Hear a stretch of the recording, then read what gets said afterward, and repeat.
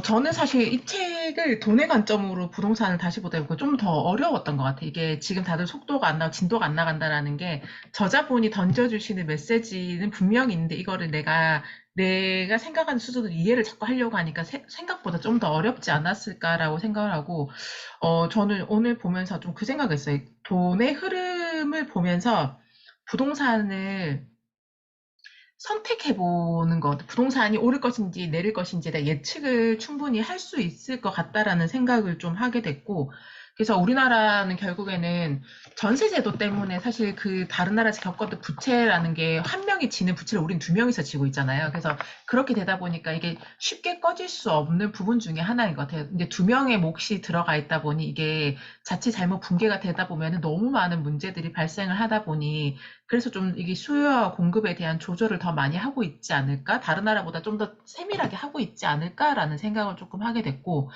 어, 부동산이 계속 꾸준하게 증가한다라는 거는 시중에 계속 돈이 나온다라는 얘기잖아요. 시중에 돈이 나온다라는 거는 결국에는 금리가 낮아져서 사람들이 쉽게 돈을 빌릴 수 있다라는 거잖아요. 근데 우리가 그때 그 전에 보면은 전전 정권이었죠. 전전 전 정권에서 이제 부동산 그런 게 사람 이제 좀 사고 팔고가 좀 쉽게 여러 가지 제도들이 완화가 되고 너도 나도 이제 부동산에 투자를 많이 하게 되면서 이제 쭉 올라갔다라는 거는 결국에는 그때 돈이 그만큼 공급이 됐었다라는 거잖아요. 그러다가 보니까 이게 대부분의 사람들이 보통 부동산 대책은 그렇잖아요. 누구나 다 골고루 집을 샀으면 좋겠다라는 생각으로 한다라고 예상은 하겠지만은 진짜 정부에서는 과연 그렇게 할까? 결국에는 시장이 돌아가게끔 누가 사도 상관이 없어. 시장이 돌아가기만 하면 돼. 그래서 경제가 활성화되면 돼라는 관점으로 풀어주지 않았을까라는 생각도 사실 하게 됐던 것 같아요. 이제 그러다 보니까 일부의 돈이 이제 있는 사람들이 부동산을 엄청나게 구매를 했었고 예전에 저 독서 그 코칭 하던 분 중에 한 분이 부동산을 한다는 거예요, 본인이. 원래 그분이 부동산을 다녔던 분도 아니고, 근데 은행인데 이렇게 대출을 전문으로 해주는 그런 은행이 있더라고요. 근데 국민은행 소속인데, 이런 부동산만 대출을 전문으로 하는 약간 그런 이금융권 정도의 느낌이었는데, 그분이 거기를 다닌다면서 명함을 주시더라고요. 그러면서 그때 저한테 얘기를 했던 게 그게 6년 전이었는데, 빨리 부동산 아파트 사라고 돈 없어도 된다고 계속 그 얘기를 하셨어요. 근데 그분이 그때 갖고 있던 게 7채인가 8채였어요.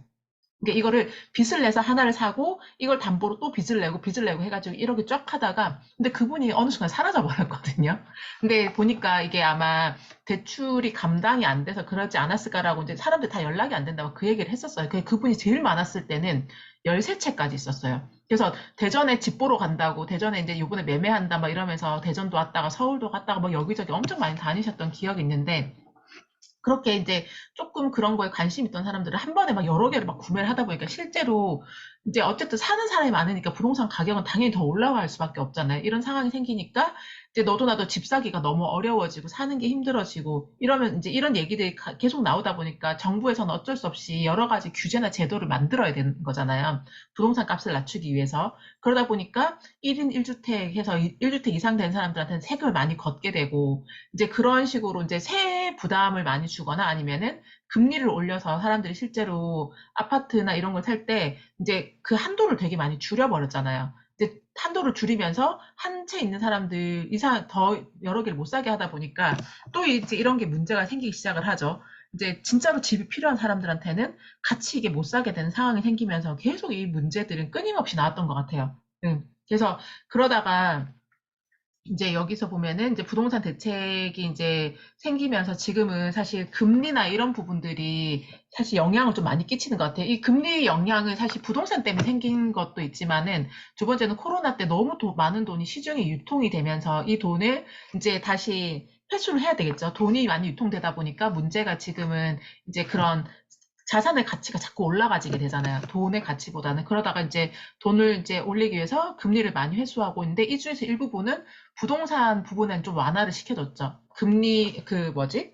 한도를 좀 더 늘려주고 이런 식으로 대출에 그것도 이제 두 가지를 사실 조율을 하고 있는데 이게 지금 여러 가지 이제 코로나라는 그 기간 3년의 기간이 이런 상황들을 많이 바꾸게 한 것도 있는 것 같다는 생각이 좀 들어요. 그래서 이게 여기에 맞물려서 지금 또 환율까지 이제 오르게 되면서 여러 가지 문제점들이 특히 이제 돈이 있던 사람들 사실 집이 부동산이 뭐 한 채든 두 채든 있는 건 거잖아요. 그래서 그 사람들이 지금 여러 가지 문제들에 좀 맞닥뜨려 있지 않나라는 생각이 들었고, 그래서 그러면 우리나라가 부채 비율이 얼마나 높는지를 한번 봤는데, 사실 지금은 한 현재 부채 비율 50% 정도 수준이라서 웬만한 그 OECD 국가들 중에서 우리나라가 부채 비율이 높은 편이 아니다라고 나오더라고요. 그래서 아직까지는 이제 건강한 재정 상태를 가지고 있는데, OECD에서 어제 발표했던 내용을 보면은 우리나라가 이제 부채 비율이 2060년도, 그러니까 한 40년 뒤가 되면은 140%가 넘을 거다라고 예측을 했어요. 그래서 이 예측을 했던 여러 가지 원인들 중에 보면은 특히 이제 지금 종부세를 너무 급격하게 인상을 하게 되면서 이제 나라의 재정을 이제 개인의 그걸로 세금으로 이제 떠넘겼다라는 그런 지적이 좀 있었었고, 그 다음에 우리나라가 인구 고령화랑 이게 결국엔 가장 큰 문제예요. 저출산과 그리고 인구 고령화가 지금 앞으로에 대한 문제가 있고 이러다 보니까 인구 고령화라는 건 나중에 세금 받아야 될 사람들이 너무 많다라는 건 거죠. 근데 세금이라는 건 결국에 세금이래. 연금. 국민연금도 내가 낸 돈을 받는다라고 하지만 결국에는 국가에서 나오는 돈이잖아요. 근데 이게 지금 우리나라가 62세부터 받을 수 있는데 이게 십몇 년도부터인가? 앞으로 한 10년 안에 65세까지로 늘어나는 거더라고요. 지금 62세부터 받는 걸로 되어 있어가지고. 근데 이 연금 같은 경우도 이제 앞으로 점점 나이가 더 늘어나야 된다. 그러지 않으면은 국가에 이제 국가 위기가 올 수 있다라고 얘기했던 거랑, 이제 그 다음에 이제 사회 안정망 구축을 하기 위한 그런 돈들도 많이 앞으로 될 건데, 이런 장기적인 돈을 지출하는 거에 대한 계획이 아직까지 좀 잘 되어 있지 않다라는 이야기가 있더라고요. 그래서 그렇기 때문에 너네 나라는 나중에 140%가 넘을 거다. 그래서 이제 경고를 하게 된 나중에 그런 상황이 오지 않게끔 그렇게 그거를 하지 않으려면은 10% 정도 이제 국가가 추가적으로 돈을 벌거나 지출을 줄이라고 얘기를 했거든요. 그런 무방비한 그러니까 방대한 그런 지출들이라고 하면 예를 들면은 그런 거 있잖아요. 그 복지로 저희가 지원되는 금액들이 너무 중구난방으로 되어 있다. 이게 선별적인 그런 지원이 되어야 된다. 뭐 이런 이야기들이 아까 뉴스 보니까 좀 나와 있더라고요. 그래서 지금 여기서 부동산, 돈의 흐름을 보면은 우리나라가 얼마나 많은 빚을 지고 있는지에 대한 부분들도 사실 많이 반영이 되어 있지 않나라는 생각이 드는 것 같습니다. 그래서 부동산 가격이 하락한다라는 거는 결국에는 이제 경제 전반에 돈이 없는 거고, 이게 회수가 안 되기 때문에 그런 부분들이 있고, 그 다음에 이제 금리가 양적 완화가 되면은 금리 인상 중단이 되면 금리 인상이 되고 달러가 강세가 된다. 코로나 시기에 양적 완화를 많이 했었잖아요. 제가 적어놓거든요. 못 알아봐가지고 이제 코로나 때 양적 완화를 해서 돈을 많이 풀었어요. 우리가 그동안에 이제 이 많이 풀었던 돈을 이제 중단을 시키고 금리를 인상을 했어요. 근데 이건 우리나라뿐만이 아니라 전 세계적으로 이제 이런 현상들이 발생을 했죠. 그리고 이제 이러다 보니까 달러가 강세가 됐어요. 그 달러와 강세는 미국이 마찬가지 양적 완화를 했다가 이거를 금리 이제 중단하고 이제 돈을 다시 쭉 회수를 해요. 이제 그러다 보니까 시중에 돈이 없어. 시중에 돈이 없으니까 가장 큰 문제는 뭐냐? 달러가 없다 보니까 달러가 강세가 되면서 달러를 가지지 못한 나라들은 휘청휘청 하는 거죠. 당장에 달러가 내 외환에 얼마나 보유고에 있는지에 대해서 되게 중요한데, 이게 지금 우리나라 같은 경우는 그나마 아직까지는 외환 보유고가 좀 적정 수준으로, 예전에 IMF 때 큰 이제 위기를 한번 겪고 나서부터는 이 외환 보유고에 대한 관리가 어느 정도 잘 되고 있어서 그나마 방어를 하고 있는 거다라고 얘기를 함에도 불구하고 지금 2008년도 금융위기 이후로는 지금 가장 높은 환율의 상태를 보여주고 있잖아요. 그래서 환율이라는 거는 결국에는 한 나라의 신용도를 이야기하는 건데, 우리나라의 그럼 신용도가 지금 떨어지고 있는 건가에 대한 물음표가 생길 수 있는데, 지금은 그런 신용도보다는 지금 달러 자체를 많이 회수를 하고 있는 상황이기 때문에, 그래서 달러가 시중에 없어서 좀 더 그렇지 않나라고 좀 생각이 드는 것 같아요. 그래서 결국에는 그러면은 우리나라가 경쟁력을 높이려면 뭐가 중요한가, 제가 여기까지 봤는데, 이게 우리나라가 이제 미국이나 일본, 독일, 영국 같은 경우에는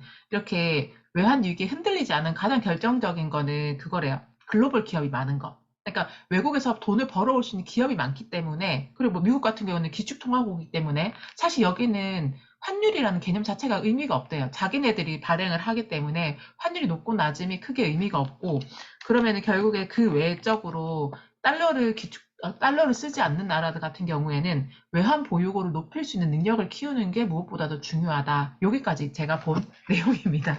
그래서 오늘도 이제 보다 보니까 어, 그 대부분의 사람들이 결국에는 부동산만 보고 주식만 보다 보니까 이게 언제 흐름을 타야 될지 사실 모르는 게 제일 큰 것 같은데 이 저자가 얘기했던 것처럼 좀 거시적인 관점에서 돈이 지금 어디로 흘러 들어가고 있는지를 보게 되는 게 무엇보다 더 중요하지 않을까라고 생각이 들고 지금 부동산 같은 경우 서울도 집값이 떨어진다라고 하는데 이게 단편적인 예로 그런 걸 수도 있어요. 그 뉴스나 이런 데서 정부에서 어쨌든 간에 새로운 정책을 만들어냈고 이런 것들이 잘 먹혀 들어가고 있다라고 사실 사람들한테 인식을 시켜주는 거는 이제 그런 뉴스로 나오는 건 거잖아요. 근데 이게 실제로 그 뉴스에서 나오는 것만큼 시세가 그렇게 변동되고 있는지는 좀 더 면밀히 검토를 해봐야 되는 것 같아요. 그런 뉴스 한두 개로 우리는 되게 떨어지고 있다, 막 이렇게 하고 있지만 정작 보면은 또 실제로 내가 살려고 하면은 또 그 가격이 절대 없거든요.